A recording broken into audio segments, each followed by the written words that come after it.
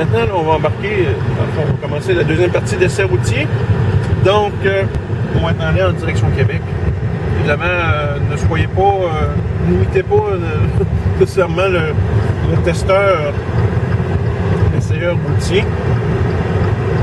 Toujours important d'être prudent sur la route.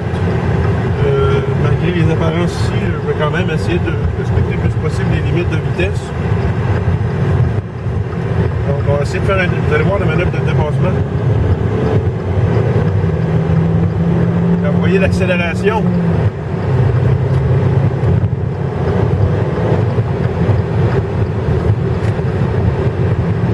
Donc, je ne sais pas si on a pu voir, mais dès qu'on a embarqué à 3500 tours, évidemment, le véhicule, on sent le couple qui est disponible pour accélérer.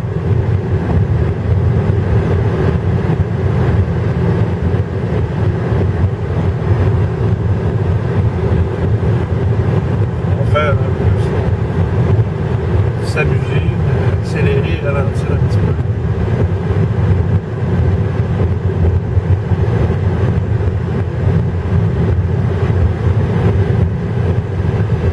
La caméra man filme. Là, on est rendu à Beauport, je vous dirais, sur l'autoroute du frein. Donc, on filme les beautés de Québec, Château Frontenac, ses buildings, son architecture. Donc, ça va donner un petit peu.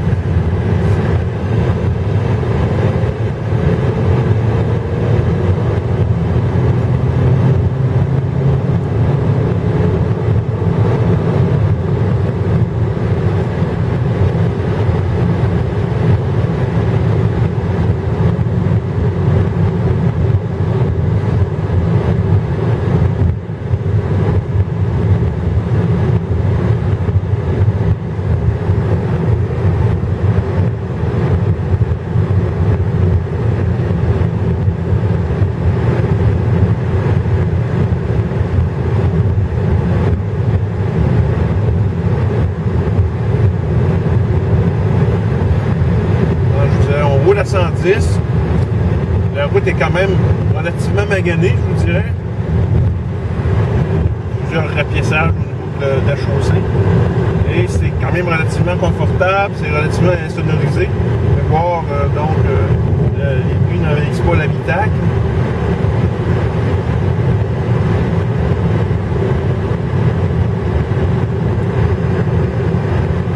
On n'est pas sur un circuit fermé, donc on peut se laisser aller davantage et tester évidemment là, au niveau des virages plus serrés, la capacité là, du véhicule. Au niveau du freinage, je n'ai rien à dire, ça freine sans problème. Évidemment, il vient avec les 4 freins à disque de série.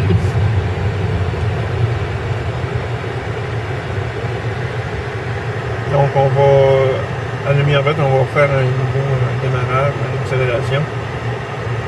Pour voir comment que, évidemment, le levier de 10 se manipule, le comportement routier et le comportement du moteur du véhicule en accélération.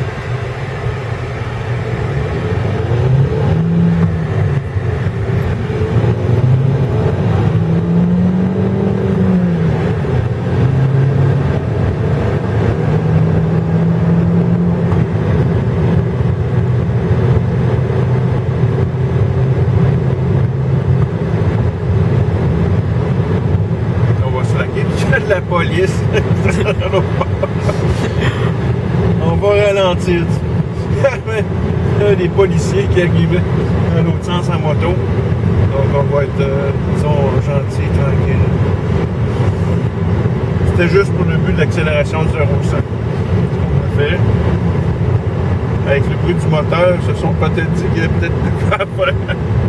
Vérifier.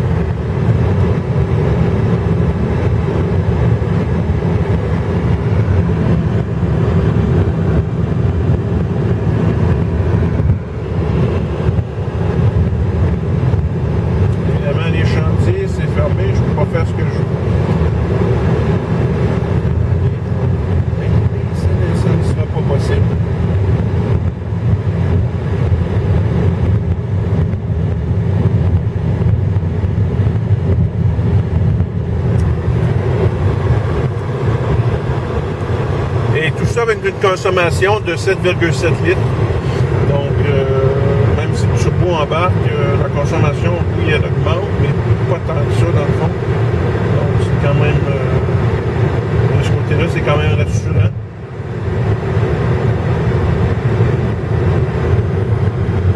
Si vous êtes toujours à 6 000 tours pendant une heure, c'est sûr que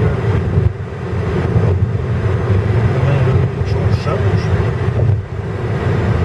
Mais pour le but d'essai routier ici, ça c'est quand même raisonnable pour la consommation d'essence. Alors, c'est ainsi que se termine l'essai routier. Donc, j'espère que ça vous a plu. C'est un premier essai. On essaie des choses, on essaie des trucs. On a fait plusieurs prises aussi. Donc, je vous dirais de manière générale, faire un petit résumé du véhicule, les plus et les moins. Donc, le comportement routier de ce véhicule-là est très intéressant. C'est un véhicule qui est quand même assez amusant à conduire. C'est un véhicule qui est à la fois aussi confortable, par ailleurs.